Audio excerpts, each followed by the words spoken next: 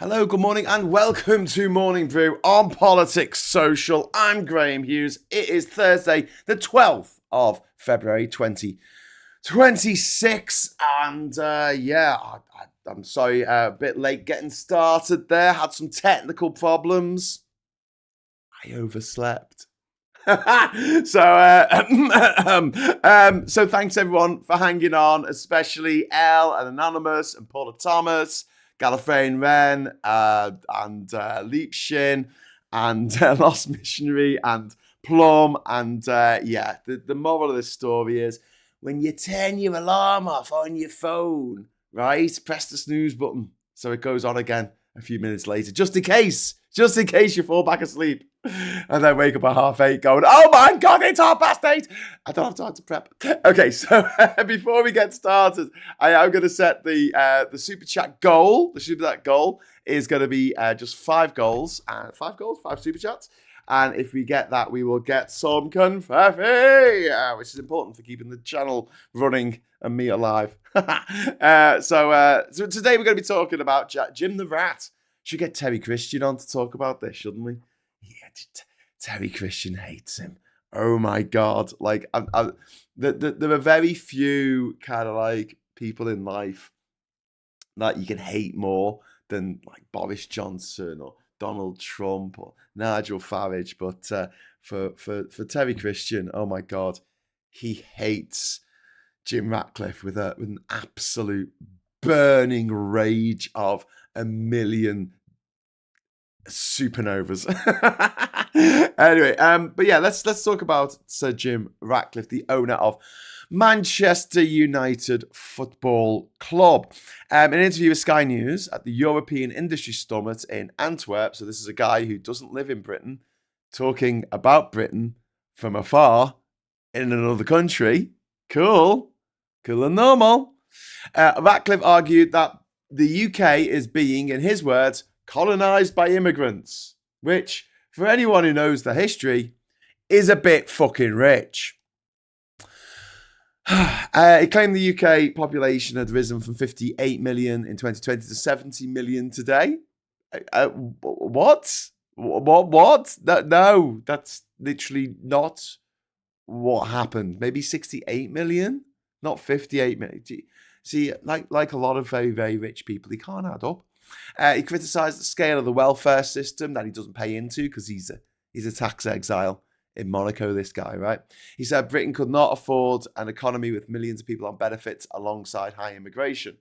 So, well, actually, the immigration pays for people's pensions, which are benefits. So, yeah, maybe we should take a different tack on that. He said that political leaders must be willing to take unpopular decisions to fix the country's problems. He spoke about Keir Starmer in personal rather than ideological terms. He described Starmer as a nice man, but questioned whether he was tough enough to do what needed to be done. He also said he recently met Nigel Farage and called him intelligent with good intentions. Yeah, damn good reader of people, this guy.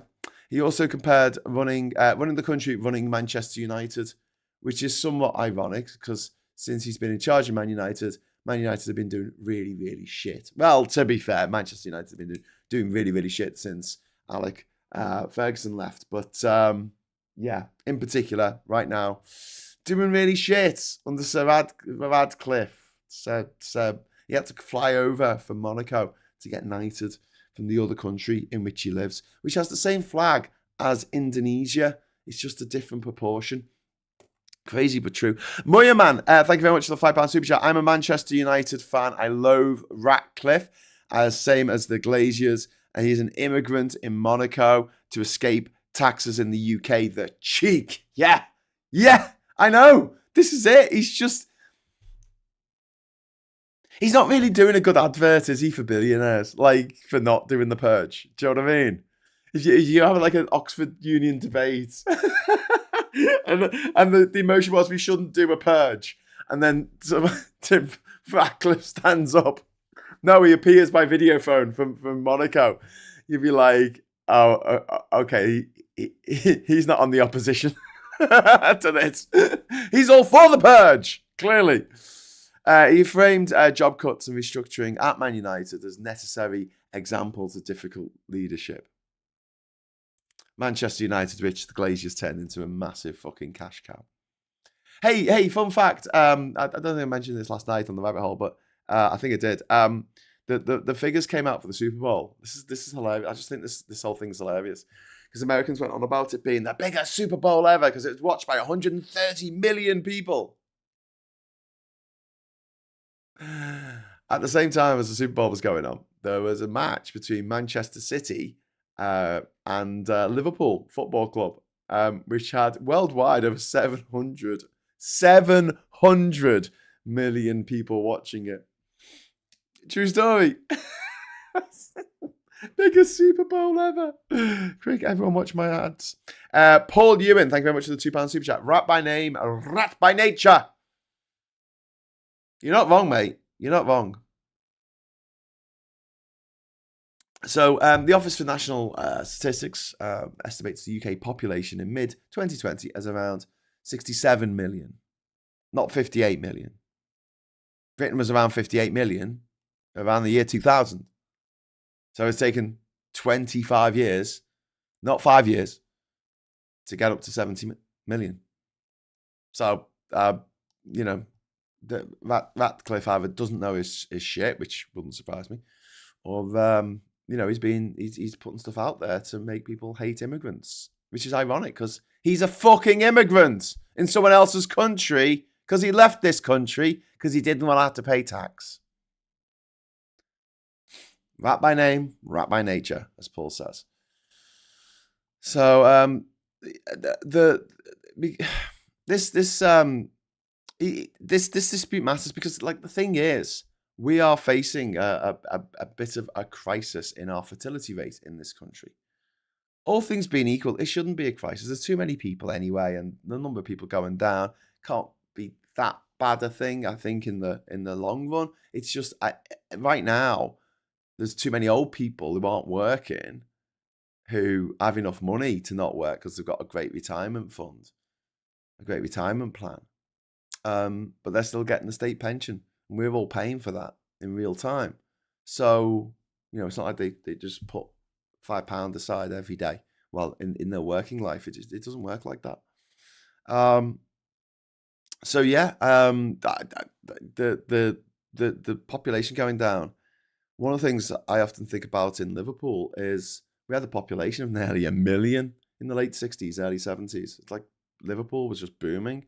And then now it's gone down to less than 500,000. It went down through the late 70s and throughout the 80s as people left to get employment elsewhere. And that's why there's such a big Scouse diaspora around the world, if you ever bother going to see it.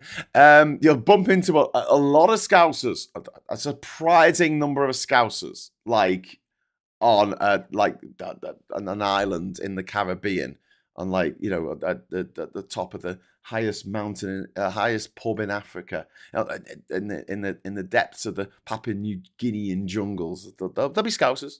There'll be. I'm not even kidding. All those things happen to me. But yeah, and one of the reasons Liverpool is quite a comfortable city to live in is because the sort of the infrastructure is there for 1 million people. Well, maybe not the infrastructure, but the city could be bigger, but it isn't, and I think that's a kind of a good thing. I think it's kind of good that we're not cheek by jowl. Do you know what I mean? I could be wrong. I don't know. Your mileage may vary, but a part of me thinks, it's a bit shit that all these people had to leave because of the managed decline that Liverpool was put into by the Tories in the 1980s. But at the same time, the people who stayed, got a nice place now, eh? You're infected off. Thank you very much for your £5 super chat, and saying Farage is decent is like saying Darla liked trying new recipes. Dharma. Oh, yeah. Jeffrey Dahmer. I was trying to understand what that was. Yeah, thank you very much for that. Yes, saying he was decent. Yeah. He just liked experimenting with food. Was he really a bad person? Was he? I left Liverpool in the early 2000s and want to go back now, to be honest, says Just Hannah. I'm going back tomorrow. Oh, yes. For the night. Scousers get everywhere a lot, they do. It's because some Scousers buggered off to Durham, says Martin. It did. Anonymous says, I met a Scouse in Senegal. There you go. See, everywhere. And Oliver says, I'm a Scouser at heart. Oh, lots of Scouse love coming in. It's nearly Global Scouse Day at the end of the month, 28th of February. Global Scouse Day. I'll be on Radio Merseyside talking about it. So look out for that. Well, listen out for that. So yeah, back to the this comment. I mean, you know, if this has been a pundit on GB News, then it probably would have been ignored. But this is a guy who owns Manchester United. I mean, he's a billionaire. And you know, these people hold some sway. So actually, you know, you have the Prime Minister of the United Kingdom coming back on this and saying his remarks were offensive and wrong. And saying that the language risks dividing the country. Really, Keir? A bit like a nation of strangers. That's Keir, I don't know if you're going to get away from that, mate. I don't know if you're going to get away. You did say that. Really, really ill-advised. Ill-advised. And I think maybe you could possibly blame it on Morgan McSweeney now. He's fucked off. But you did say it. You did. That kind of language risks dividing the country.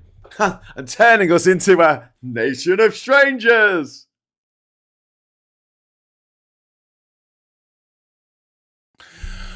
However, there was not a move towards any sanction or policy response. I mean, the pushback by Starmer was rhetorical, and you know, I don't know much they can do for this to this guy who doesn't even fucking live here. Tell you what, though, make it easier for anyone who wants to go after him so he doesn't own Manchester United anymore, I would imagine. Maybe you could make a new law that says you can't own football teams or newspapers if you don't live in this country. How about that? Groups including Show Racism the Red Card warn that describing migration as colonisation echoes historical narratives used to stigmatise minorities. And also, like, come on, using the word colonisation. Are you fucking kidding me?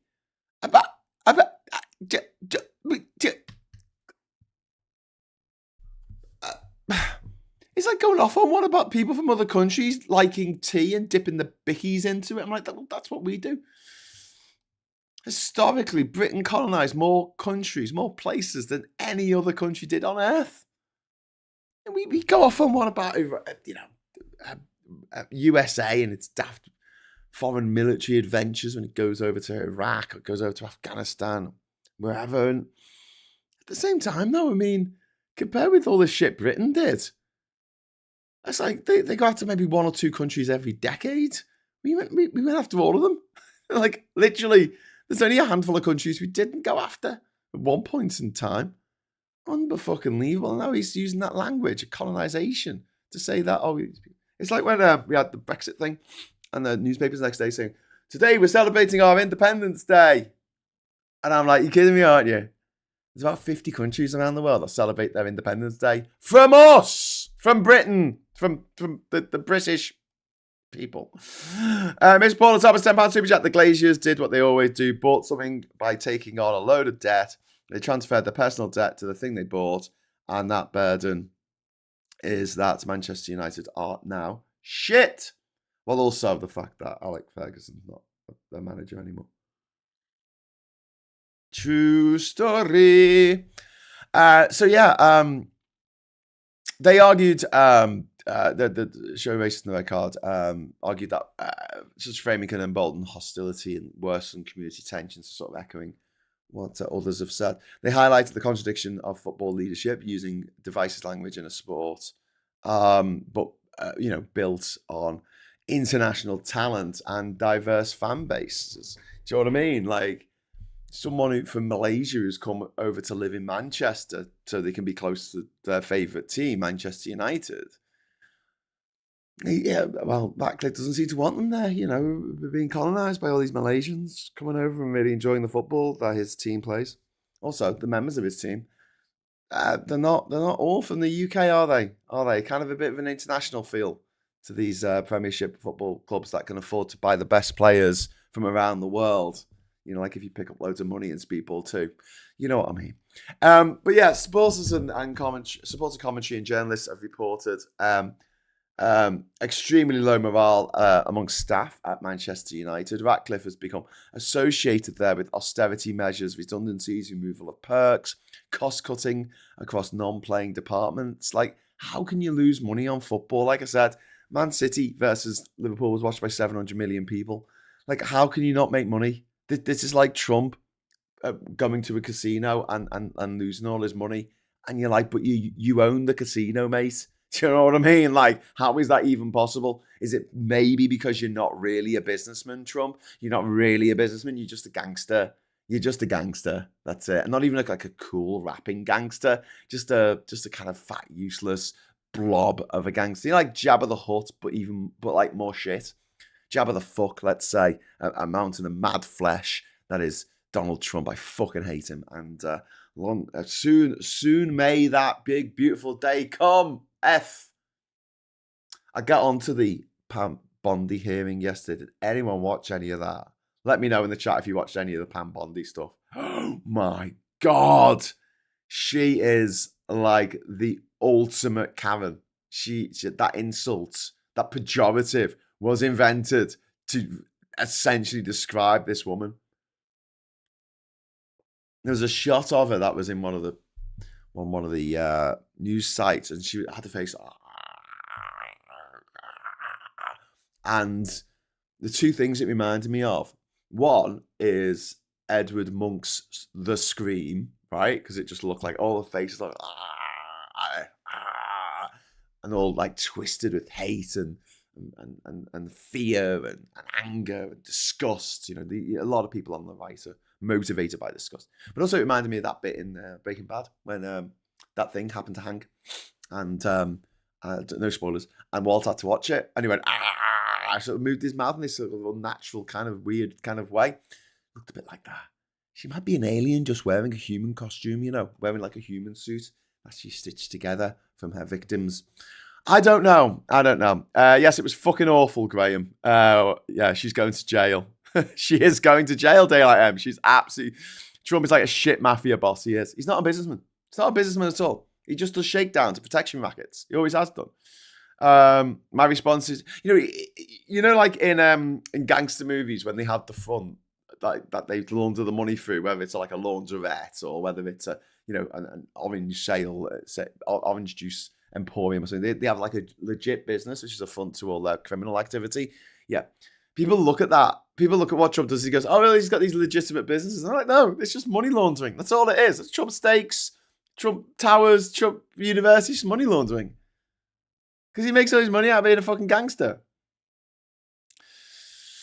I think I'm slowly giving up listening to or watching the news. I don't think I can hear any more bad or disappointing news, but I'll still keep you watching this though. As a Sheffield Steve. Oh, thank you for keeping. I was a bit worried then. You filter the news through me so we can have a laugh about it, even when horrible things happen. Oh God. And we have a Mr. Dix in the chat. Mr. Dix, you are the font of knowledge, sir. At this time of day, I can just about find my socks, let alone learn something new. Mike says, in the early 18th century, Spanish War of Succession, Monaco feared an invasion by the British and Spanish forces, which led to construction of Fort Antoine, but the attack never materialised. Bit like a Nightingale hospital, then. I don't need a big hospital. No, we don't. Trump lost money with his casinos because he had 2 or 3 competing with each other in the same vicinity, destroying themselves. Trump is as competent as a businessman as I am as a ballet dancer. Oh, Feckle Beauty, do not put yourself down. You will be a ballet dancer. First positions. That's where I'm at. I only watch Graham for the news and community. Otherwise, I focus on cooking, living my little life, and anything else that catches my interest. I got a fame event, great. Honestly, and Sheffield Steve, you know, you've got to take care of your mental health. You really do. And honestly, the news, I struggle with it. I get the news and go, oh, for fuck's sake. Like, I say that usually on a numerous basis. So for instance, this morning, right, beloved actor has passed away quite young. Oh, for fuck's sake. And then I see, like, you know, these comments by Jim Ratcliffe. Oh, for fuck's sake. And then I open the curtains, and it's still pissing down outside like it has been for the last 700 days in a row. And I'm like, oh, for fuck's sake. So I need to come down here and vent. to come, and I'd just go, what the fuck? I need this. Thank you for sticking with the channel and supporting it all these through the years. Mike Dick says the hypocrisy of soccer ball is that a large number of people opposed to economic migrants spend their weekend cheering on a team full of economic migrants. Yeah, a lot of homophobes, cheering about these men in very short shorts. One of these very muscular men. Oh, check out the legs on that one. Ooh.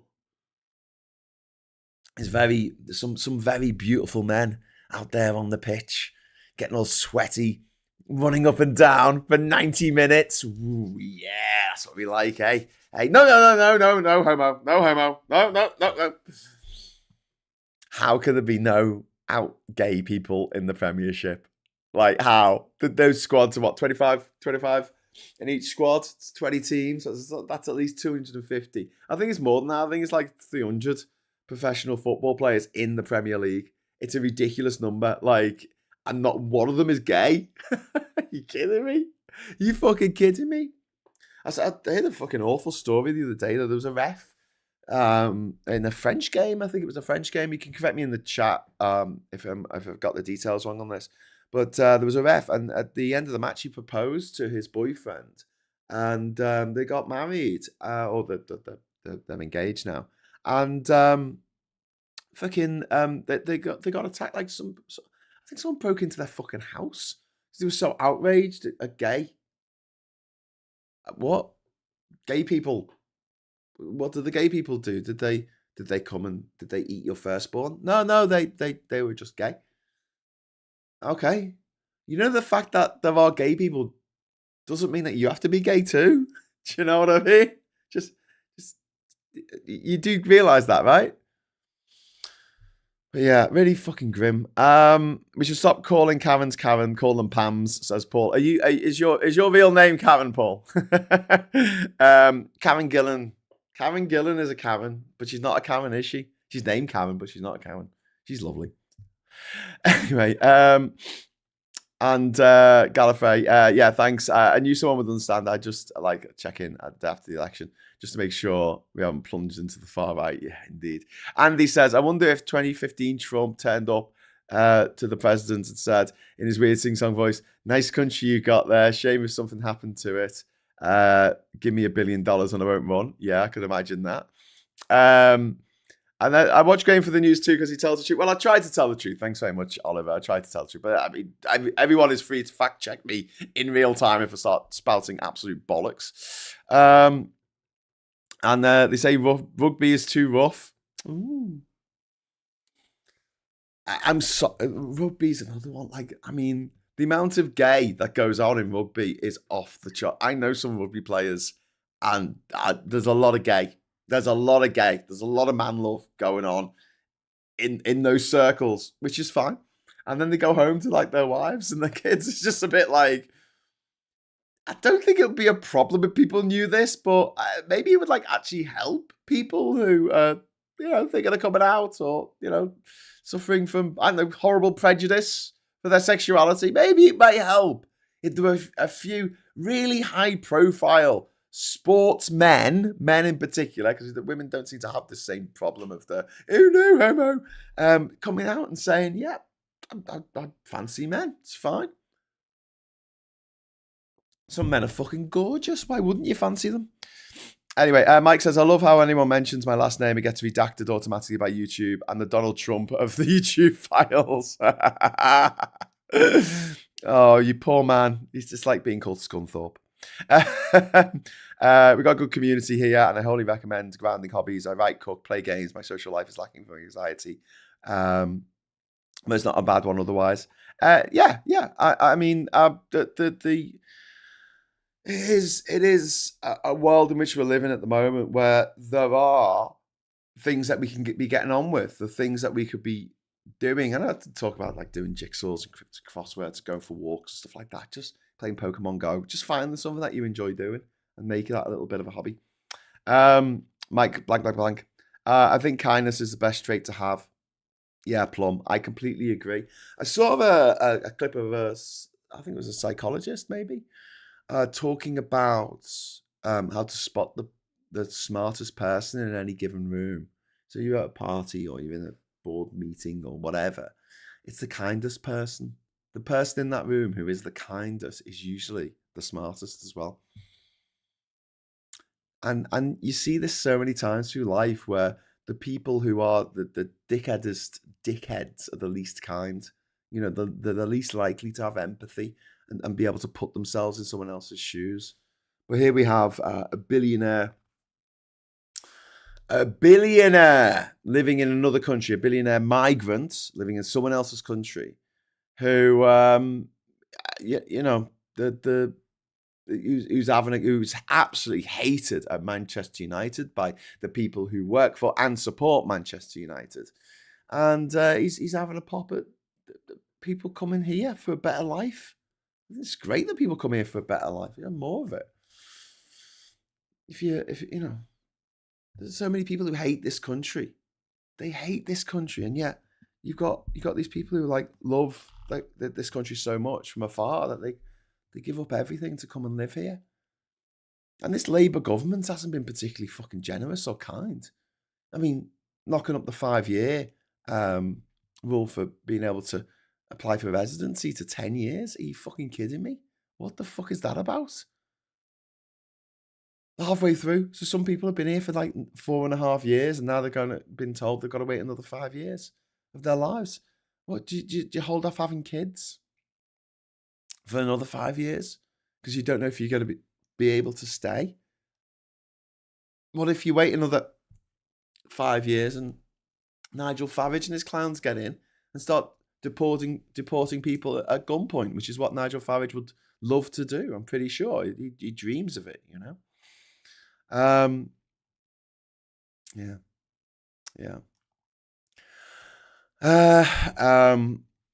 yeah. So look,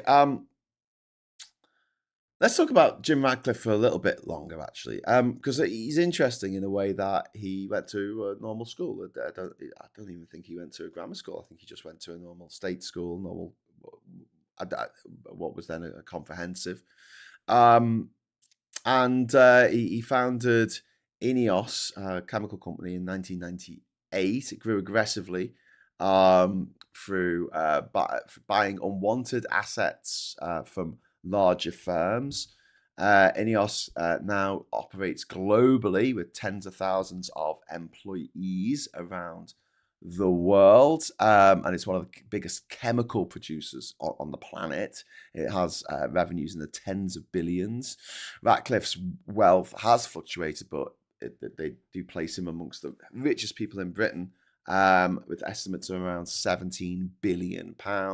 In 2020, he moved his tax residence to Monaco, which does not levy income tax. And he's been, politically vocal. He supported Brexit, because of course he did, from afar, from another country. He criticised environmental taxes, which of course he did, from another country. He doesn't care about the deforestation and the lack of biodiversity in this country, or the floods that are happening right now because of climate. He couldn't give a fuck about that because he lives, again, in another fucking country. He's backed fracking, which causes people's groundwater to turn fucking poisonous, and he shifted his tone towards different UK political leaders over time. But in 2024, he bought a minority stake in Manchester United, taking control of football operations, and he remains deeply involved in British economic and political debate while not paying any fucking tax in this country himself. He resides in a low tax jurisdiction, and he uses influence without equivalent exposure to the domestic fiscal consequences of what he goes around demanding. Stuff like Brexit, which has meant that our economy has grown 0.1% in the last year, because it's just, what can we do? The economy is stagnant because of austerity, Brexit, the COVID response, and Liz Truss's mini budget. But at the same time, Brexit is the biggest factor in all them, because other countries have to put up with shit that's going on in the world, like COVID, but no one else decides to put up fucking trade barriers with the nearest and dearest partners. Defenders say that global business leaders are mobile and make legal choices with existing tax rules. And the tension sits at the heart of many current debates, because framing fairness and legitimacy, because we have this refrain which comes from I don't know, the Boston Tea Party or something, which is no taxation without representation, right? But think about people like Ratcliffe and other these tax exiles who live in other countries. They get representation without paying any taxation. How is that fair? How is that right? A disproportionate amount of money that he can spend on British politics without being taxed. And we've got to stop this. We've got to clean this shit up. We really do. Otherwise, we face going down the same route as America, which is beyond fuck. One of the funny things about America right now is they don't know how fucked they are. I didn't realize this, but a lot of stuff that we get on the news, that we find out, they don't find out about it. They find out about some horrific shit. It's generally because it was on a TikTok video. And Gallup have stopped recording presidential popularity polls, the ratings for the president's popularity. Gallup have stopped doing it after 88 years. 88 years. Wow. Maya Man says, in Hong Kong, you would have been able to get residency 7 years. After 7 years, however, the fees to get a renewal visa were less than £20, an interval period 3.5 years, which is comparatively peanuts. Yeah. It was always the dream, wasn't it? I wish I'd known what I know now. But when you get older, you find out that now wasn't you then. That you was a twerp. Ineos owned half the McLaren F1 team. You then was what you had to be at the start on the rocky road to becoming you now. And one of the rocky patches on that road was being a twerp. Terry Pratchett, Night Watch. Yeah, good old Tezza. Miss him. I miss him. He's a great writer. Does Rat Boy work from his home in Monaco? I saw a picture posted on Threads of Tice working on the balcony of his Dubai pad. Does Farage have an opinion? I wonder. Oh, not really working from home, because they call Britain home, and that's why they think they can interfere in our politics. Oliver Brown just goes, "Gone!" which is really funny. If you don't pay tax in this country, you shouldn't be allowed to earn money in this country. Yeah. And that goes for individuals, and it goes to corporations as well. The fact that these big corporations pay no corporation tax proper balls my piss. And it seems like a trump card for the, pardon the expression, for the Labour Party to play. Because no one's going to argue that Starbucks shouldn't have to pay tax. Sheffield, they're all actors anyway. Look at the way footballers leap and roll around if someone walks within a metre of you. I just remember there was a spitting image sketch, and it started off with like a movie, like an old war movie, and it was someone who had been shot in the trenches, and they were dying, and they're going, "Ah!" And they're like screaming, and people are coming out. It's a real clip from a real old movie. And then the camera pulls out, and it's like the Manchester United football team dressing room, and the manager's there pointing at the video, going, "And this is what you do if someone comes within 5 meters of you." I'm dying. It's a similar principle of if you owe your bank 1 million, it's your problem. If you owe them 100 million, it's their problem. Hence, billionaires can have a lot of ill-deserved influence. Yeah, and there's a trick that there's a one weird trick that billionaires use, which is to say that they don't earn any money, which they just use a loan from the bank, which they then pay off through their businesses. So the way it works, they go to the bank, say, "Can I have £1 million loan?" And they go, "Okay, here's £1 million." They then have the life of Riley for a year on that £1 million, not paying any tax, right? They don't pay themselves from their companies, and then they pay off that loan through the company, and then they get another £1 million or 10 million or 100 million, or whatever that gets loaned to them. Woo, Plum! Thank you so much for the £50 mega chat. It's a mega chat for Plum. Woo! Also, it means that we get to set off the Gavivic. Yeah! Woo! £50, Plum Duff. You are very, very generous. Thank you so much. You people are the best of the best on the internet. It's a pleasure to interact with you all daily. Never change. Thank you all. Love, Plum. Oh God, you're going to make me cry again. Thanks, Plum. Thank you. Genuinely, thank you. That is so kind, so generous, and I think and just a lovely message, and just yeah, a big boost for everyone. So thank you, thank you. Um, oh, okay. Give me a sec. Okay, so we're going to crack on. We're going to talk about why the ultra wealthy, criticizing public spending on migration. You got to ask that question, like, what the fuck has it got to do with you? What has it got to do with these people? The residents abroad can make arguments about the strain on services. It just makes them sound like distant and abstract. And we see this with people complaining about London. People keep going on. I kept making that joke when I was down in London. Oh, I've been murdered 72 times today already, and I've only just got out of bed. But like, London's a fairly safe city compared with other cities. It's safer than Paris. It's safer than Berlin. It's safer than Amsterdam. It's safer than any American city. Any American city is more dangerous than London. And all of this stuff about London being a dangerous place is being put out there by people who don't live in London. And it's very effective up here in Durham because, oh yeah, you can't go to London anymore. Oh, you get stabbed. And I'm like, I don't think that's really the case. In fact, violent crime is down, but this perception. And I do think it's important that people travel. I do think it's important that people go and see the world if they can. And I understand there's a lot of people who can't see the world, and then they can possibly travel vicariously through someone else's adventures. And I totally get all that. And it's really heartbreaking when you meet someone who would love more than anything else in the world to travel, but they've got an Iranian passport or they've got a Moroccan passport, and it doesn't go as far, and they can't. Even if they had the money, they couldn't come out and see the world. But come back, come home. Don't honestly, right? If I moved to Panama and just started living on my island full time, I'd feel a bit dodgy, like talking about British politics. I don't mean if I go there for a few weeks, but if I went there and lived there for years and only came back to the UK, to go to a football match now and again, I'd feel a bit. I'd feel a bit. There was like a distance between me and the UK. That maybe this isn't my place to be pontificating. I don't know. Then again, I do pontificate about America and I don't live there, so fuck it. But yeah, there is this sort of perception of asymmetry in all this, where you got this guy who's got this ability to shape discourse. And don't forget, there's going to be a load of people who agree with Jim Ratcliffe with his fake figures and his fear, his fear mongering. There's going to be a lot of people who agree with him, and this, the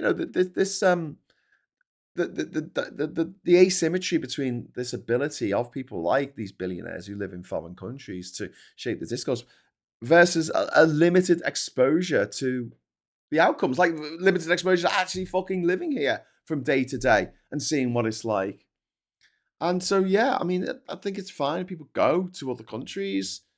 But if you're talking about the lived reality in this country, I mean, maybe you can say, oh, I don't like Keir Starmer, or I don't like him, I don't like, whatever in politics. But like, talking about the lived reality of people here, affecting the lived reality, making people who come from other countries feel less welcome, feel less safe. It's fucking evil.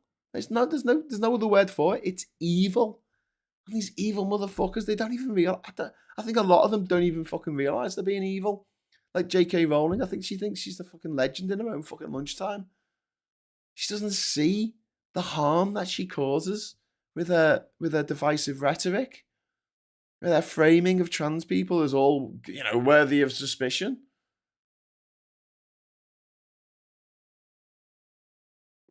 Who I think are worthy of suspicion? Billionaires.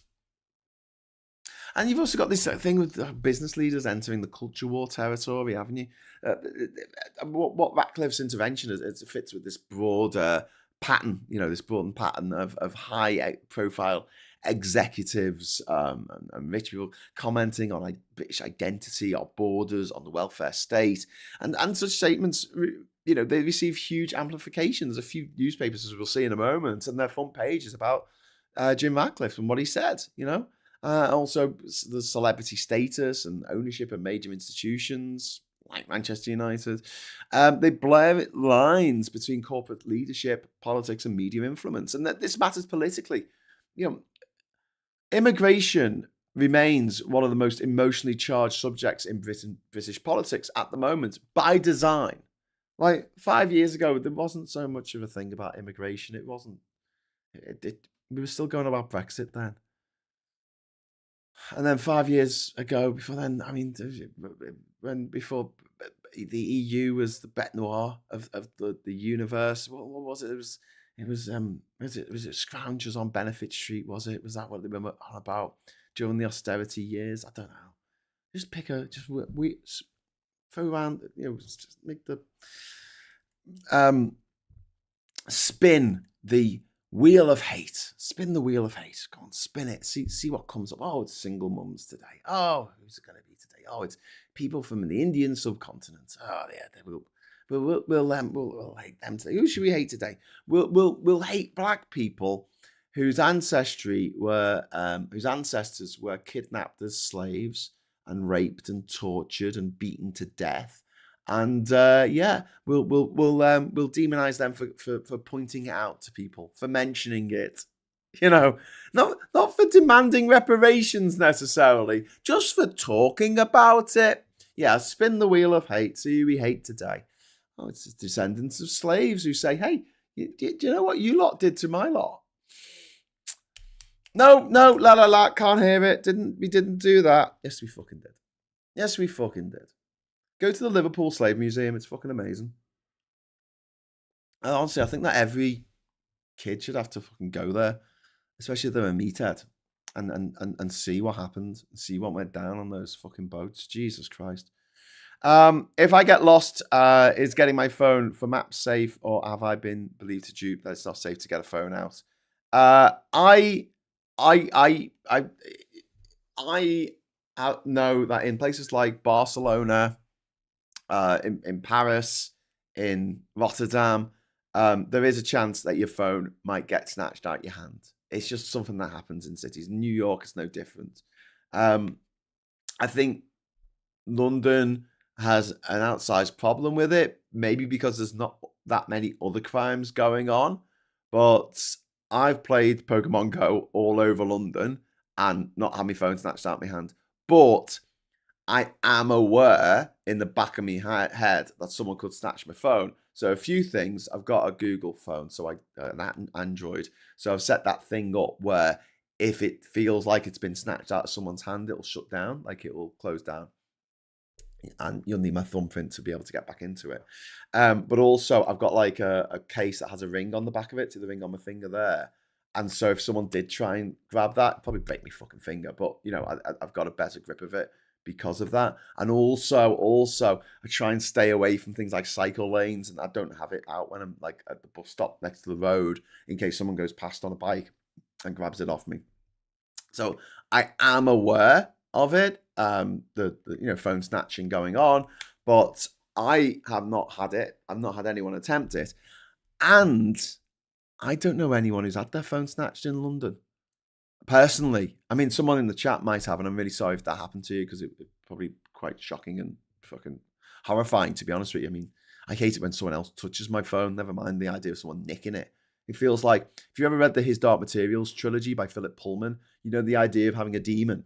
Yeah, our phones have become our demons. Think about it. Where's my phone? Where's my phone? That's kind of embarrassing, isn't it? It's fucking true. Just keep your wits about you. Yeah, I mean, look, you see, I am quite cautious when I'm out and about, but I'm not stupid. And I do know that I have got a bit of privilege, especially being male. But I've been to hundreds of cities around the world, and so far, touch wood, never been mugged, never had a bag snatched, never had my phone snatched anywhere. And I always say, well, either I'm just the luckiest badger that ever badgered, or possibly the world isn't as terrifying and as awful as the right-wing media would like to have us believe, because they want us scared all the time, because living in fear is a great way to keep control, because people, when they're scared, they make bad decisions. I love the museum's feature on Last Week Tonight with John Oliver. If you haven't seen it, really interesting and a funny ending as a payoff. Standing outside my house at the bus stop a few weeks ago, I saw a young girl have her phone taken by a lad on a moped in Manchester. There you go. You see, that's my point. It could happen in any city, and it is important to have your wits about you. But yeah, you can say the same about getting your wallet out, getting your cash card out, getting, I got the train to London, stopping at Rejection, Backstabbing Central, and Shattered Dreams Parkway. My favourite underground station is Chatting Shit. Mike says, I had a phone stolen from me when I first moved to London. I was lost in southeast London after a party, and a lovely chap offered to walk me to a tube station, and then he politely stole my phone. Oh, that's a very British mugging. That is an exceptionally British mugging right there. By the way, if you are interested in going to any kind of museums or exhibitions in Liverpool at the moment, there is a fantastic bit at the where is the British Music Experience? Is the Cunard building or the Port of Liverpool building? Hang on. Hang on one sec. Music Experience. Liverpool, British Music Experience, Liverpool building. It's in the Cunard. It's in the Cunard building. Okay, so that's the middle one of the three graces. So the British Music Experience, well worth checking out. They've got an exhibition on till March the 11th on the first Arctic Monkeys album and the artwork behind it. And there's a little Easter egg in the exhibition. There's a picture of me somewhere in there on my camera. All right, it's on my big video camera. So if you can spot that, get a photo of it, get it over to me, because I haven't seen it yet. But apparently there's a little Easter egg in there by the people who set it up. Miss Paula Thomas, someone tried to mug my nephew in Buenos Aires. I should explain the problem. My nephew is 6'6" tall and built. Try being the operative word there. Miss Paula Thomas, yeah, don't mug the giants. Brilliant. I can see that ended badly, says Andy. Yeah. Okay, so just to finish off talking about this whole thing, because I kind of want to obviously Jim Ratcliffe's made a fucking horrible statement. That's not true. I just tried to make more of. Britain is not in a happy place at the moment, and he's saying statements like this is not making it any happier. It really isn't. I don't want us all at each other's throats. I don't want us all looking at each other with suspicion because Betty votes for Nigel Farage, and they're looking at me going, "Oh, Betty's one of these tofu-eating Rokarati bastards," that. David Felton, thank you very much for the 15 Hong Kong dollars. Kind, thank you.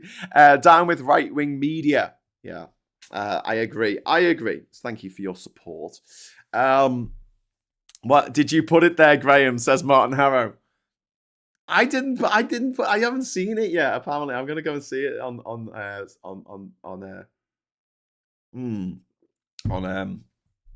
either this Saturday morning or I'm back on my birthday, so the 28th. I'll be back on the 28th.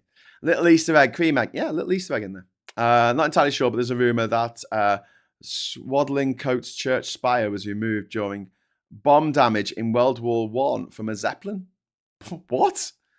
That's so random. I love how random that is. I've obviously missed a bit of the conversation there. And Mike says, a Spanish friend of mine was mugged in Barcelona. He gave chase, caught the guy, long story short, ended up adopting his assailant. That's probably the most Spanish mugging ever.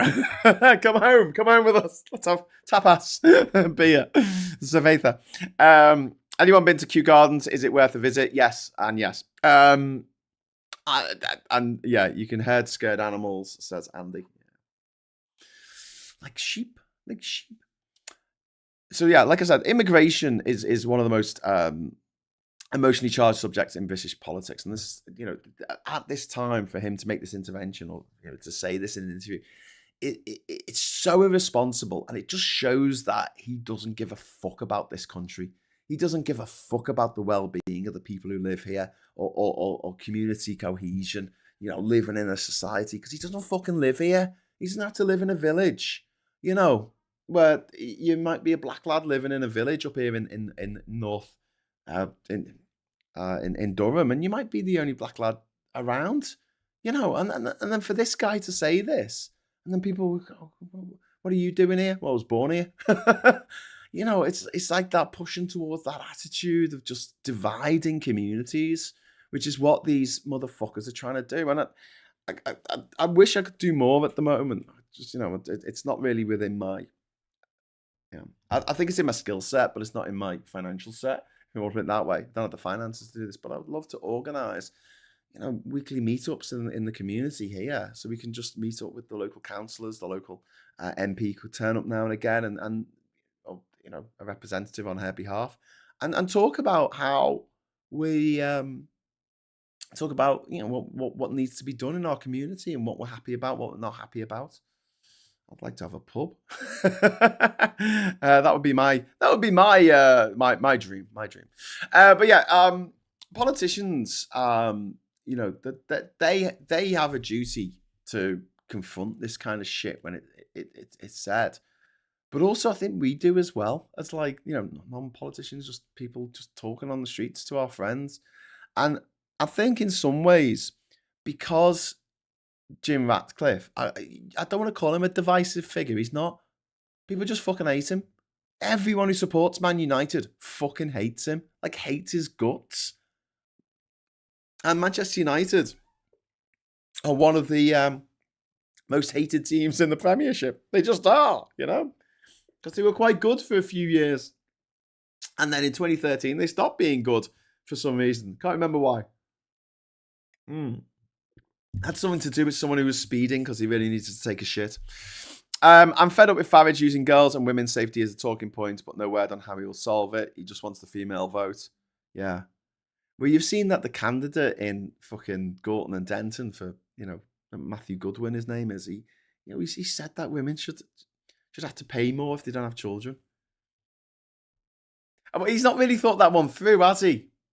Because people who have come here from other countries have a much higher fertility rate than women who were born here. The fertility rate of women from other countries is above 2. Whereas for women who are born here, it's about 1.4. So yeah, come to this country, have loads of kids, and we will give you tax breaks. I mean, even if, or we'll tax you more if you don't. I'm sorry, but kids cost a fucking fortune, mate. So, good luck with that. So yeah, disgusting comments. Yeah, I agree. So yeah, the fact that there has been a backlash against him, the fact that people hate this guy anyway, and I think this could be really useful, right? Think about it this way, right? If you say something a bit racist, and then someone says to you, "Oh my God, you sound like Nigel Farage," they may actually like Nigel Farage, and they'll be like, "Oh, for fuck's sake, I don't want to sound like him," right? They don't care. Sorry, they won't say, "Oh, for fuck's sake, I don't want to sound like him." They'll be like, "Oh, well, I like him, so that's fine." You sound like Trump. "Oh, I like Trump, so that's okay." I fucking hate it when I'm going off on one about some depressing fucking office block that's been put up in the middle of one of our city centres without any due care or attention to the environment around it. This disgusting, horrible building that's grey and drab and depressing and just depresses me every time I have to see this grey, drab, depressing building. And I point at that shitty box of a building, that shitty half-formed box of a building with the bits of concrete falling off because it was never constructed correctly in the first place. And it just looks shit with this flat roof, the flat leaky fucking roof, and the windows that don't fucking open, and the air conditioning system that doesn't fucking work. And when it does work, it's giving everyone Legionnaire's disease, and the fact that they'd coated everything in asbestos because it was the wonder material of the 20th century, even though it fucking kills you. And I look at that and I go, "That's shit, that is." And the person next to me goes, "You sound like Prince Charles." I guess it's King Charles now. Yeah. And I'm like, fuck off. And then I think, fuck, I better not say that. I hate these fucking disgusting, horrible, brutalist piece of shit buildings. By the way, the Barbican Centre's just got a fucking grade 2 listing. Grade 2 star. Fuck it. So, it's going to be there to terrorize future generations with its lack of grandeur, beauty, anything to say about the human condition, anything to say about our culture as us, as British people, as our, the things we built and why we built them. Why did you build this? Because we needed to build something that was cheap and fucking ugly. Why did you need to build the Beaton Tower? Well, we need something to just be in the middle of Manchester. So everywhere you were in Manchester, you have to see this fucking ugly tower that looks like it's going to fall forward because it's a bit smaller at the bottom and then it goes out a little bit like that. And what we'll have is we'll have one side of it, and if the light catches it in a certain way, it will look like all the windows have been blown out by a nuclear fucking blast. That's how long it is. And then we'll put a fence on top of it because reasons. Anyway, people point at me and go, "You sound like Prince Charles," and that really pisses me off. And I think maybe I shouldn't say this because people will say, "You sound like Prince Charles." Right. My point here is, next time someone says, "Oh, there's all these immigrants, don't like all these immigrants being around here," you say, "You sound like Jim the Rat." Who? Jim Ratcliffe, the owner of Manchester United that everyone hates. You sound like him.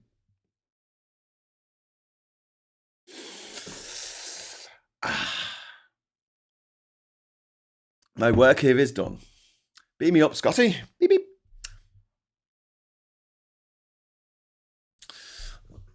Oh, I've got to press that before I ask him to beam me up, otherwise he can't hear me. The bigger question here is, how much responsibility should accompany extreme wealth and a public platform? How can we get these people to take, they intensify division in this country, a deeply divided nation at the best of times, or set of nations actually. Surely there should be some punitive measure that we can use against people doing this. And I think this got to be, right? If you don't live in this country, you don't get any protection by British law. That is it. You've got to live here. You've got to live here for X many months a year or on average, or you don't get anything. And you certainly don't get any diplomatic support. If you're a business person living in Dubai, let's say a businessman, because you're unlikely to be a businesswoman in Dubai unless you like, being subjugated, and your business goes bump because, say, you build a tower for some horrible gangster like Jabba the Hutt. Oh no, Donald Trump, he'll do. And what Donald Trump always does is he give him an invoice, right? And he'll only ever pay 85% of that invoice because he knows that it's not worth people's time, the contractor's time and effort, to take him to court to get that extra 15%. So he always underpays. This is his strategy because he's a gobshite. So say you've done something for Trump, he's underpaid, and that 15% was your profit margin. Now you have no profit, you have lots of outgoings. And as a result of that, your business goes bankrupt. And you go into the offices, I guess, somewhere where you file for bankruptcy in Dubai, and you say, "I want to file for bankruptcy, please." And then the people in Dubai say, "I'm very sorry, sir, but we don't have any bankruptcy laws in this country. So if you don't mind putting your hands out like this, we're going to put some handcuffs on you and put you in a fucking jail cell." This is why in 2008, when the credit crunch happened, thousands of people parked their car at the airport and flew the fuck out. They left everything behind, just what they could grab, and they got out because there's no fucking bankruptcy law. Now, say Jim Ratcliffe is living in Dubai. Let's say Richard Tice living in Dubai. He's done this job for Donald Trump. Donald Trump has underpaid him. He has to declare bankruptcy. He gets arrested and put in jail. Now, under normal circumstances, the British embassy would come and help. They would send someone over to sit with him in his cell and say, right, okay, here's the situation. They would employ a lawyer. I have a friend who is a lawyer for British Embassy. She's worked in Panama. She's worked in Peru. And they will do everything in their power to try and help get that British citizen out of jail for that crime for which they've committed, even if they committed the crime. Even if they did it. That should be taken away. I don't care how much fucking money you've got.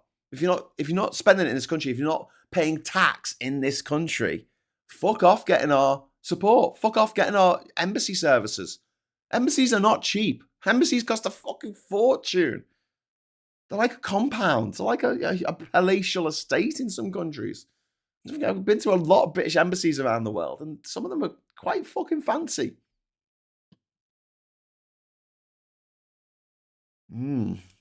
when I was in Sierra Leone, I had to get a visa for Liberia, and I went to, I think it was Liberia, and I had to go to the embassy, not the embassy, the consulate. I think it was called the consulate.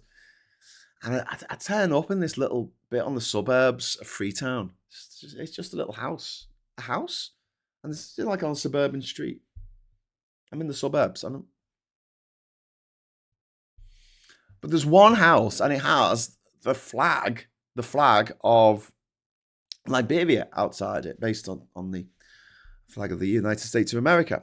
And I knock on the front door, knock, and I said, I've got an appointment.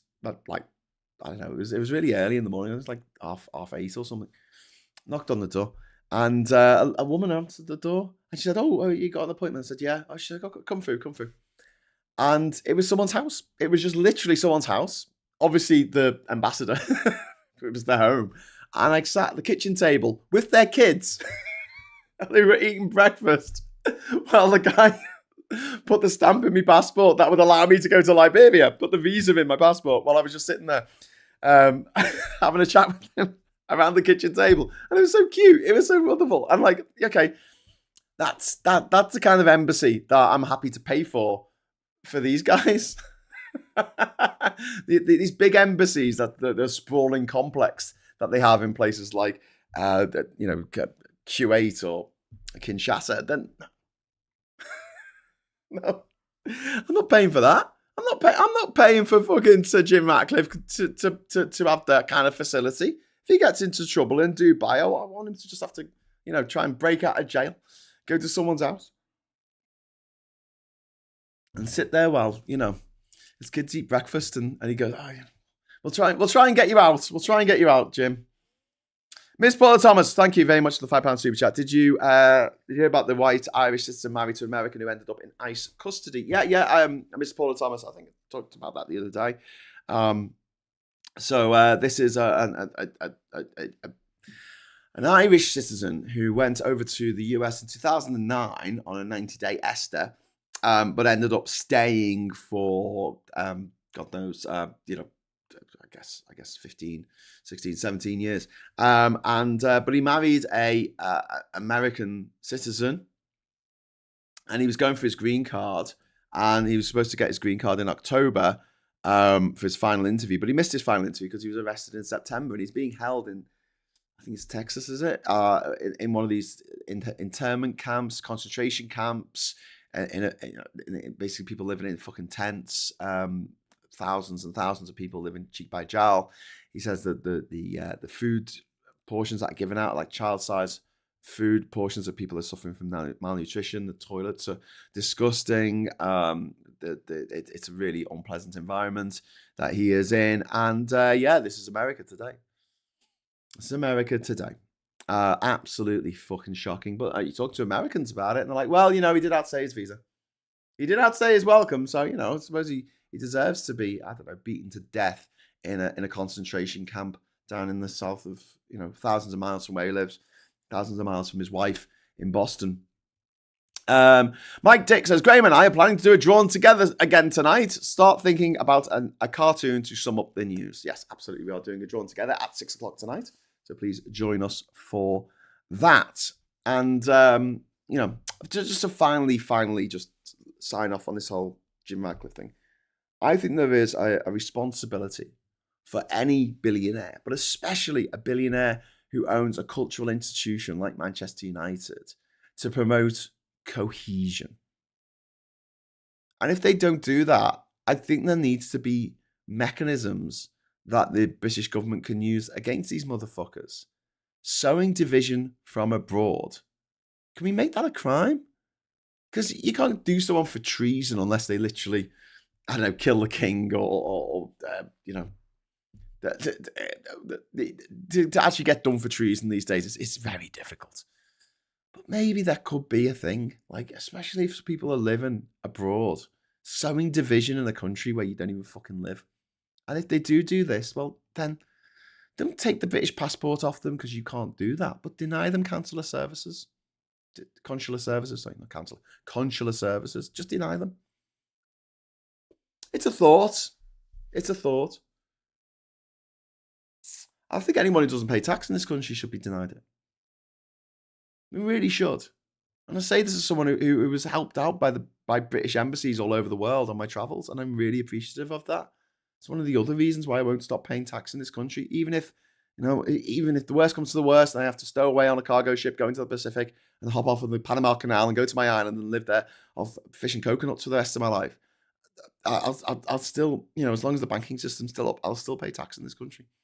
I will, because I want to contribute. This is my home. This is where I grew up, and I'm so grateful for the people who made this country what it is. And I feel like it's a betrayal to just go, oh, I've got enough money now. You can all fuck off. And this is what he's done.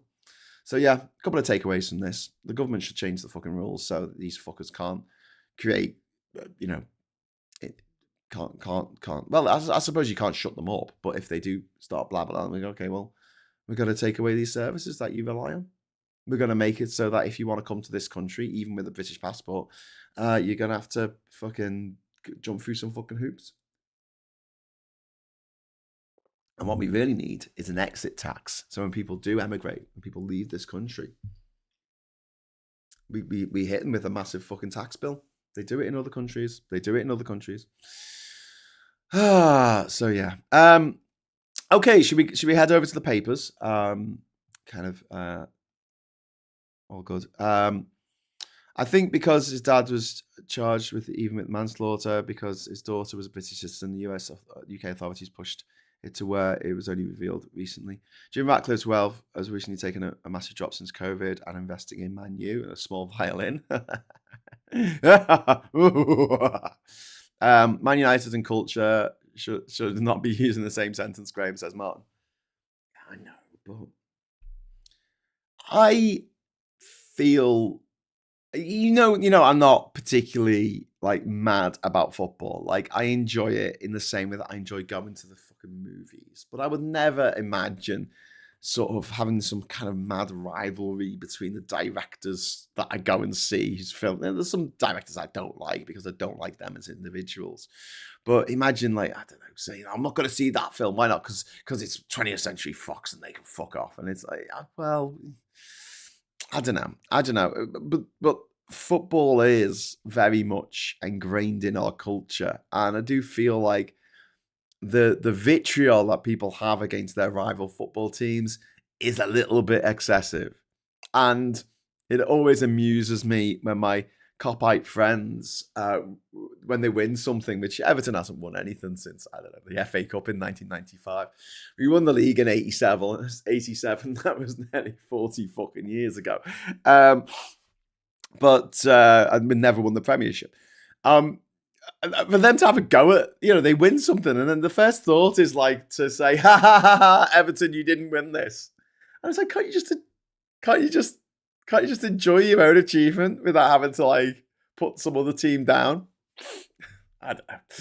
Anonymous, thank you very much for the £5 super chat. I think we should investigate foreign money in our politics and ban donations from foreign countries. Yeah, absolutely. 100%. Couldn't agree more. I'm sure Jim Ratcliffe's he gave to Brexit, didn't he? He'd probably give money to the gobshite Farage to come in and do horrible things to us, and I don't want that to happen. Manchester city centre is currently just identical glass skyscrapers full of overpriced flats spouting up constantly. It is. But if you look at the GDP growth of Manchester, it's outstripping London at the moment for putting up all these fucking empty flats. These empty buildings that people are buying as an investment. But yeah, one of the things I do like about the current crop of skyscrapers that are going up in Manchester is the obscure Beetham Tower, because because it used to be that Beetham Tower was the only fucking thing you could see for miles around. Now there's other towers around it, so it dilutes it a little bit. Still horrible though. Mr. Tisk says, love the new Manchester city centre. Do you, Mr. Tisk? Does that include Piccadilly Gardens?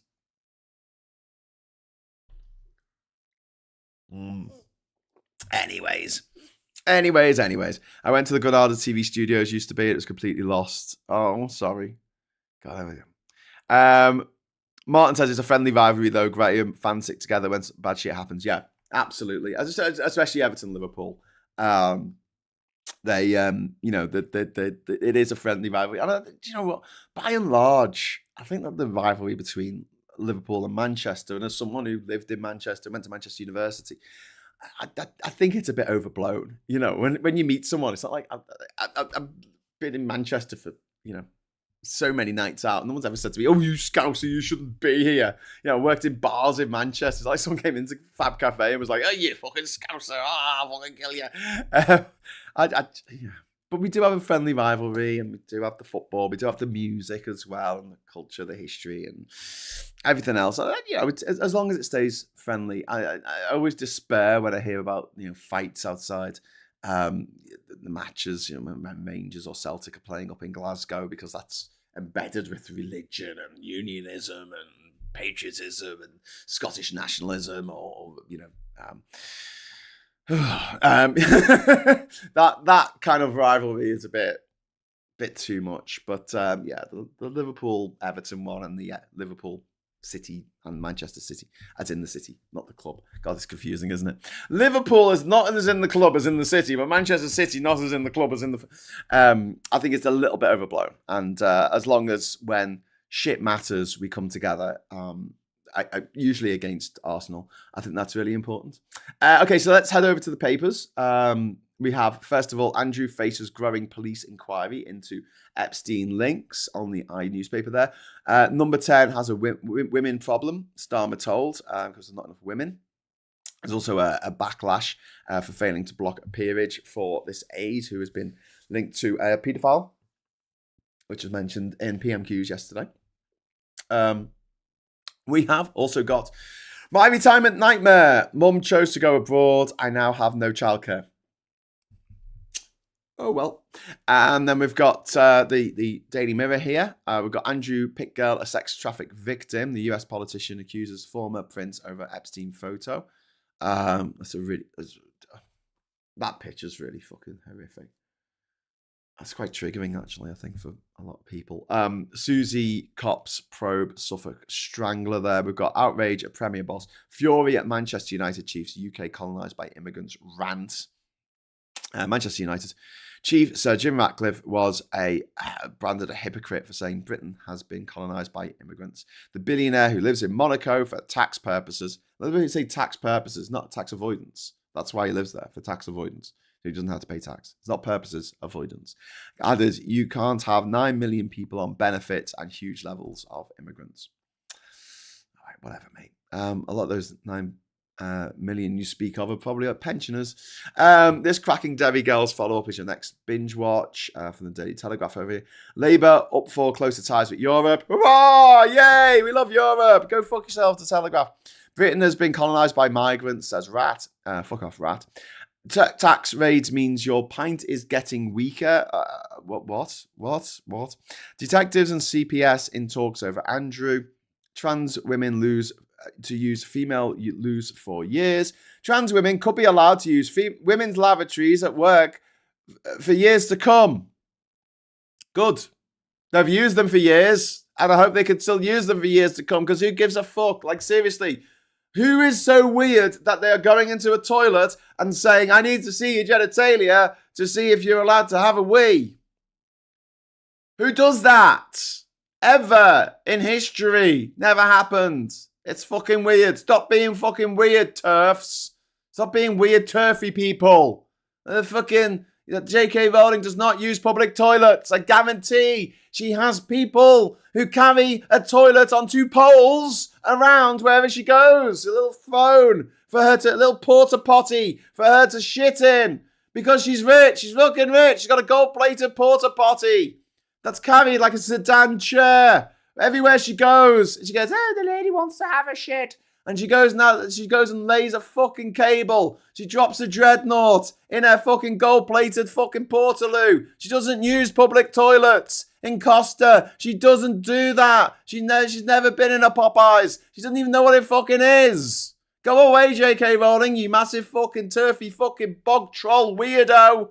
And the bog troll got to check your genitals. Wasn't it a sketch? A cartoon? In the Viz, do you remember the toilet inspectors? She read that as a kid. She was like, oh, when I grow up, I want to be a toilet inspector. Okay, yeah, cool. Women are going to be able to use the toilet for years to come. Yeah, great. Women can use the toilet. Good stuff. What's your point? They're going to use the women's toilets. Yes, because they're women. They're women using the women's toilets. You fucking idiots. Jesus Christ. Anyway. No heavy petting with Fido in the bedroom. Dogs have been accused of ruining relationships by being too clingy. Okay, dogs are the problem now. Jimmy Lai left to die in Hong Kong prison. Jimmy Lai has been held in solitary confinement for at least 1,800 days with no access to sunlight for most of the time. Oh, fucking hell, that's horrific. That is absolutely horrific. So your brain is like a muscle, like anything else. It's use it or lose it, right? If you don't use your muscles, they waste away. It's why people who have been in comas for a long time, can't just jump out of bed like Grandpa Joe in Willy Wonka's chocolate factory and start dancing around. It doesn't happen. Your muscles, you get atrophy. Your brain does the same thing. People in solitary confinement who've gone through brain scans, they've shown that the amygdala has shrunk, and like parts of their brain associated with sensations, feeling, touch, smell.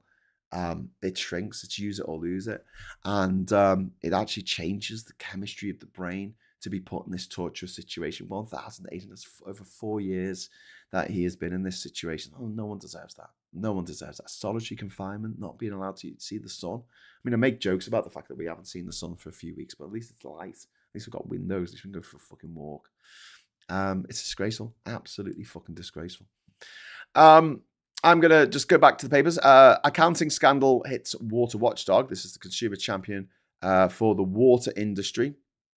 Is in an accounting crisis after the spending watchdog raised concerns over its finance. And then we'll go back up to the Times on the right here. We've got PM knew his peerage pick had backed sex offender. Starmer attacked by Badenoch over having appointed paedophile apologists to key roles. And then US has been colonised by immigrants, as Manchester United own. Obviously, we covered that. And police assessing Andrew leaks to Epstein. Man United gym racism storm. They're draining resources from the state. Ineos boss Ratcliffe, Britain is being colonised by immigrants. Go fuck yourself.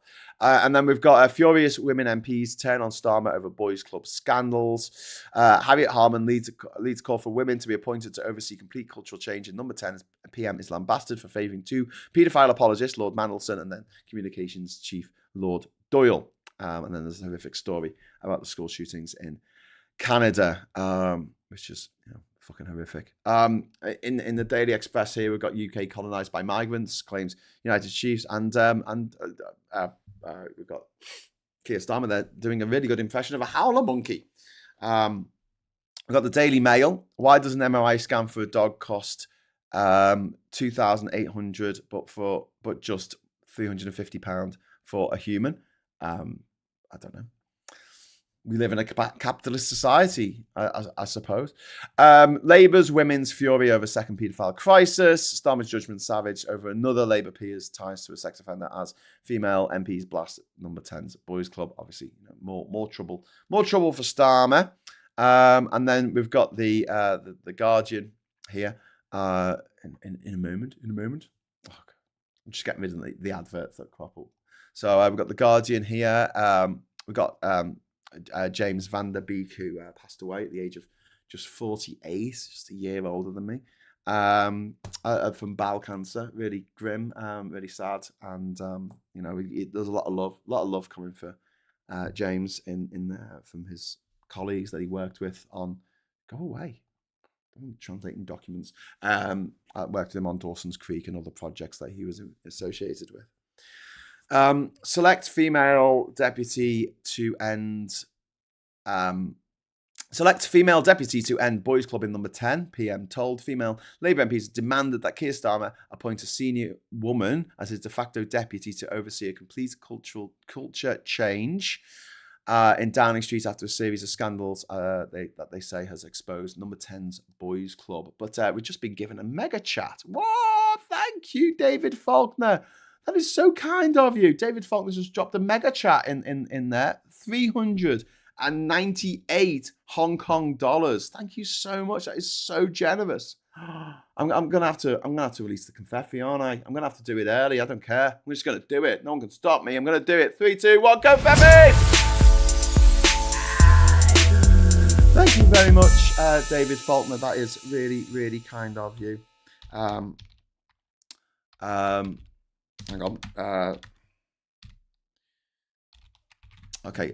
So thank you so much for that, mate. Jimmy lays. Oh God. Sorry, I've left the confetti on the screen. Didn't notice that. Jimmy lays salacious right-wing rag Apple Daily, a Canto version of Murdoch's The Sun, conspired with Trump's USA to damage one country, two systems. He hurt our Hong Kong people, families, and businesses both. We have rule of law. Hong Kong's judiciary court open, independent. So a bit of defense of Hong Kong there, but also at the same time, no matter what he's done, can we agree that he shouldn't be in solitary confinement? Because it's fucking torture. It is. It just is. Like, solitary confinement is actually banned in many countries. I think even in the Geneva Convention, you're not allowed to keep someone in solitary confinement for more than X amount of hours or whatever. But yeah, he's been in there for days. Thank you very much, David Faulkner, for that. I thought that Apple Daily was sort of just, cocking a snook at the regime in Beijing. I didn't know that it was damaging Hong Kong families and stuff. So thanks for the info and thanks for the super chat, mate. Mega chat, all the way from Hong Kong. Thank you, sir. Thank you. That's very kind of you. Okay, so where were we? Oh, we were just we were all being a bit sad about James Vanderbeek. I don't want to wait for this life to be over. The theme tune went, and now it is. That's really sad. Okay, so we're going to go over to the Financial Times here. Paying tribute, Kyiv gears up for peace vote. Vladislav Haraskevich of Ukraine. Nearly caught that one. Wears a helmet in memory of the Ukrainian athletes who died in the war during the men's skeleton training in the Winter Olympics. He's been disqualified for doing this, by the way. I don't think the Financial Times is up to date with the time with what's happened here. But if you look, you can see the people on his helmet. He's been sanctioned by the IOC for wearing this helmet, and I think he's been disqualified for bringing politics into the Olympics. What? Like when we had a fucking Winter Olympics in Sochi in Russia a few years ago after their invasion of Crimea. Like that? Was it like that? Was it? Oh, okay. And we've got biggest wealth managers to take beating in latest round of disruption from AI. Investment tool rocks market, echo of software rout. Bosses defend businesses. St. James's down by 13%. Is that little St. James's? And then we've got US activist investor Elliott builds stake in operator of London Stock Exchange. Activist hedge funds Elliott Management has bought a significant stake in the London Stock Exchange. So we're going to be even more beholden to the US and what they want to do from one day to the next. Young founders, secretive startup goes after NVIDIA. A 25-year-old British entrepreneur is taking on NVIDIA. James Ducombe has raised £220 million for secretive startup Olix, which takes a novel approach that aims to build AI chips faster and more cheaply than the US group. Good luck to him. Still think the AI bubble's going to burst because it's shit. It's a helpful little robot that gets everything wrong. We've got the briefing here. Starmer on the rack over ex-media chief's peerage. We've got Kraft Heinz pauses split. The struggling food company has paused work on a proposed division into two groups between Kraft and Heinz, like it used to be. US jobs outstrip forecast. The economy added 130,000 jobs last month, beating expectations, a sign of improvement to the American labour market that flies in the face of a recent string of gloomy economic reports. God, we're never going to hear the end of this from fucking Trump. Swiss vote on migration. Switzerland will hold a vote on a radical proposal to cap its population at 10 million people. a move that could threaten crucial deals with the EU and limit access to skilled foreign workers. That seems like a stupid idea to me. Drones violate US skies. America said that it took military action against what it claimed were Mexican cartel drones that had crossed into its airspace. Then we've got elite Singapore school hit, the founding principle of city-states offshoots in North London Collegiate School is to step down after an FT investigation into alleged allegations of bullying and health and safety breaches.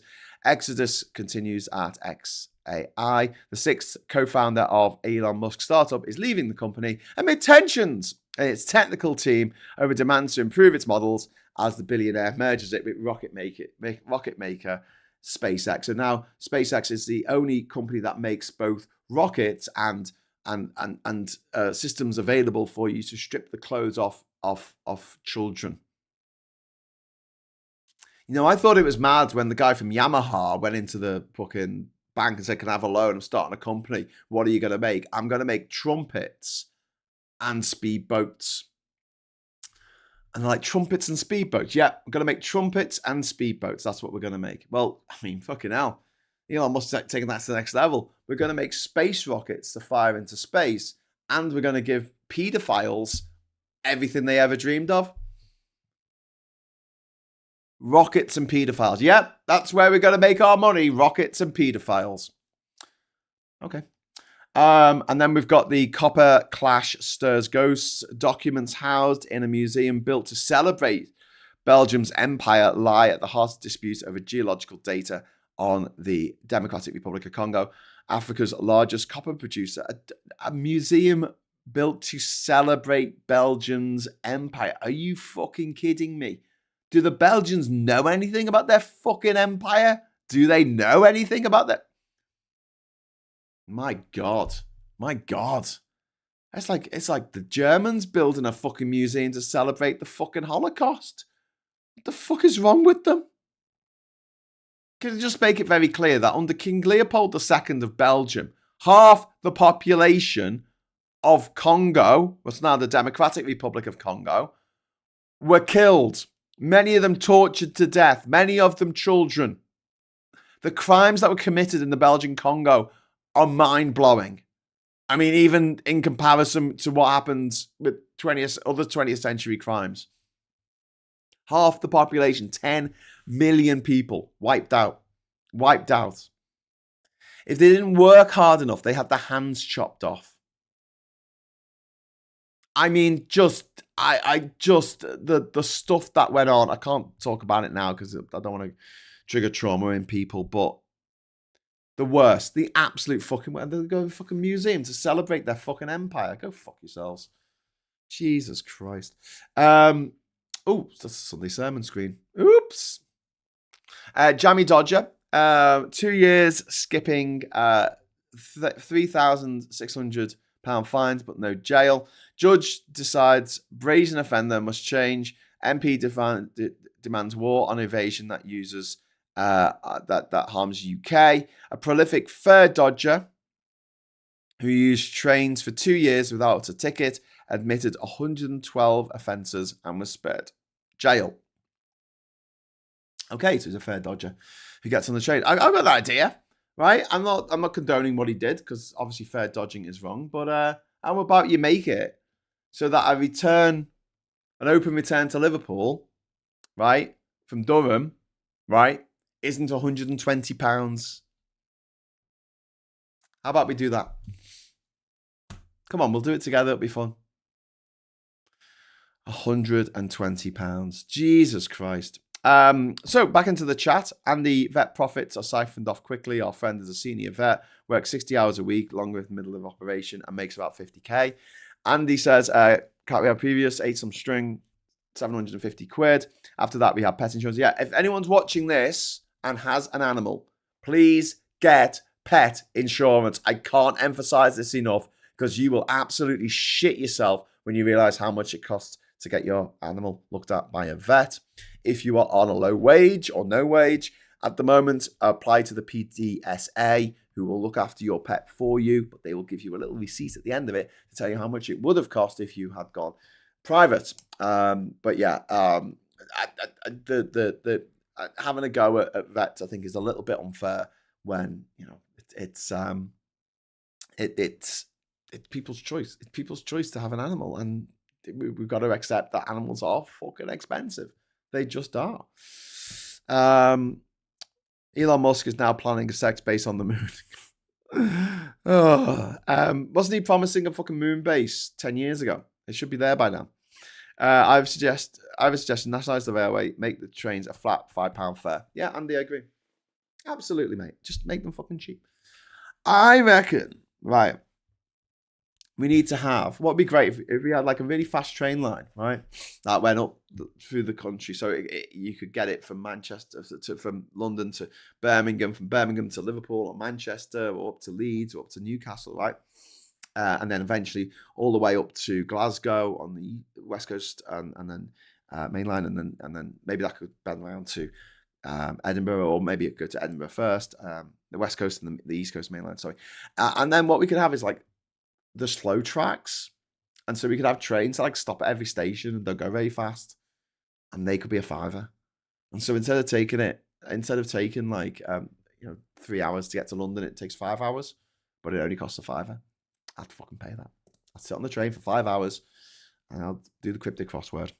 Anyone has a pet and votes for refuck knows they're voting for you. See your pet insurance and what it covers and apply that to humans. Yeah, SG.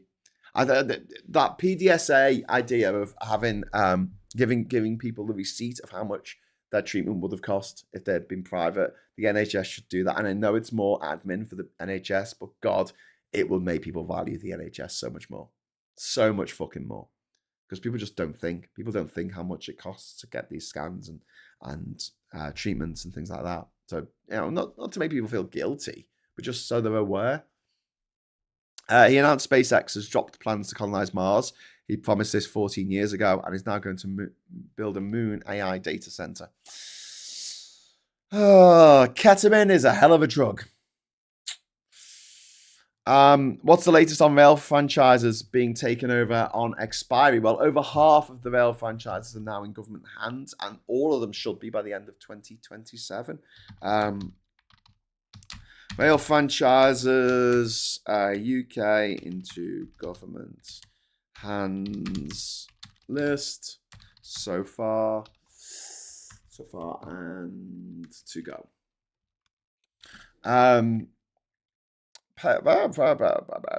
Passenger rail franchising. Most of there was a story from The Guardian from the 13th of October last year saying most of Great Britain's major rail operators are back in public hands. Here we go. So 10 of the 16 major rail operators in Britain now in public ownership. This is state of play in February 2026, so they've obviously updated this article. London North LNER, Northern, Transport for Wales, South Eastern, ScotRail, TransPennine Express, South Western Railway, C2C, Greater Anglia, West Midlands. The government has said that the remaining 6 will be nationalised by October 2027. That includes Govia Thameslink, which is becoming nationalised in April this year, Chiltern Railways, Great Western Railway, East Midlands Railway, Avanti West Coast, and Cross Country. So there you go. The operator that was nationalised most recently was West Midland Trains, which took place on the 1st of February 2026. So there you go. This is what needs to be done. This absolutely needs to be done, and I hope it brings fucking fares down. Jesus Christ! Because one of the other things that you get from nationalisations, everyone works for the same company. That's the way it should be. I hope they go that route rather than saying, oh well, you've signed the contract for LNER, so you can't possibly work for Northern, or you can't possibly work for TransPennine Express. It should all be the same company, As long as you've driven that type of train before and down that particular track, they should be up for it. The simple things are often best. I love a fried egg on toast, with beans on top and cheese melted all over it. Oh, called a scaffold special in the Greasy Spoon Cafe next to my first job place. Ooh, that sounds great. That just makes me hungry. He's not going to the moon either. He's just a monorail salesman. He is. He's a monorail guy. He is the monorail guy from The Simpsons. North Haverbrook. You're better off self-insuring by having pet savings accounts. Start off when you first get it than to pay off when they get old and ill. The insurance dodge paying out. Yeah, look, it's something that I think that we should all be aware of. Everyone who owns pets, that they can end up costing a lot of money, one way or another. And yeah, having some kind of insurance, whether it's a proper pet insurance or whether it's saving up putting some money away for future years, people need to think about that and get the responsibility. Thanks, Graham. They're not talking about it, are they? No, because they're fucking useless. They should be talking about it. But yeah, the amount of money I've had to pay to go to Liverpool for the night on the train, because there's no megabus anymore. The megabus have fucking packed up, and the Flixbus is just inconvenient. But yeah, make fares fair, maybe. Yeah, I think that the Flixbus from Liverpool to if we want to get the Flixbus back, I think it's something fucking ridiculous, like it's 7 hours or something, maybe more. If I try and go from Liverpool to they don't even go to Durham. So I'd have to go to Newcastle and get the train back from Newcastle. Let's see, depart on Saturday, one adult. There's only one bus a day that you can get. 7 hours. 7 hours and 10 minutes. I'll have to leave the Liverpool 1 bus station at 10:35 and get to Newcastle at 17:55, and that'll be £23. Oh, sorry, £24. £24, and then I'll have to pay an extra £5 to get from Newcastle to Durham. So 30 quid, and it takes 7 hours and 20 minutes on a bus with a transfer in Leeds. 2 hour transfer. That's why it takes 7 hours. 2 hours transfer. They're your options. They're your fucking options right now. No wonder everyone fucking drives everywhere. No wonder the M1 and the M6 are all fucking snarled up with cars all the fucking time. It's cheaper. It's cheaper, more convenient. Like, they've made public transport so shit, it's painful. In fairness, I wouldn't want to go to Durham. Hey, you have to Gallifreyan, man. Take that back. It's a lovely place. It's all right. It's not amazing. It's all right. So I'm going to head off now. But before I do, I will remind you that we have had 3 confeffis today, but we are on 4 out of 5. So if you get just one more super chat in the next 2 minutes, you know what I'm saying, don't you? You could have a 4th confeffi. And everyone wants that. So if anyone wants to just drop a quid into the super chat fund, just a quid, just a quiddy winkle, we will be able to just have a little bit of confetti before we go. But before I do depart into the sunset, I would like to inform you, as Mike already has, that Mike and I will be doing an episode of Drawn Together at 6 o'clock tonight. If anyone watched it last week, it was a lot of fun. We had suggestions coming into the chat, and Mike drew a cartoon in real time, and we got to watch the process of putting it together and coming up with the joke for it, which was brilliant. And we'll be doing that. We'll be doing that later today. So you can pick the topic. You can pick the characters that you want. Mike has already pre-drawn, pre-rendered a cast of 100 different celebrities and politicians, gobshites. So please add them. Anonymous with 79p. Thank you so much, Anonymous, for your 79p super chat, because you know what that means? It means that I can unleash the confetti. 3, 2, 1, boom! Woo, woo, woo. And then Martin Harrow in the chat there, who's a Scouser, goes, calm down. Thanks, Martin. All right, well, like I say, tonight, 6 o'clock, please join us. Oh, Saz has thrown 2 quid in as well. Thank you very much, Saz. Very kind. Mike will be joining us at 6 o'clock tonight, so please join us for that. And if I don't see you there, or you don't see me there, please join us tomorrow morning for the next Morning Brew at 9 a.m. here on the Politics Social channel.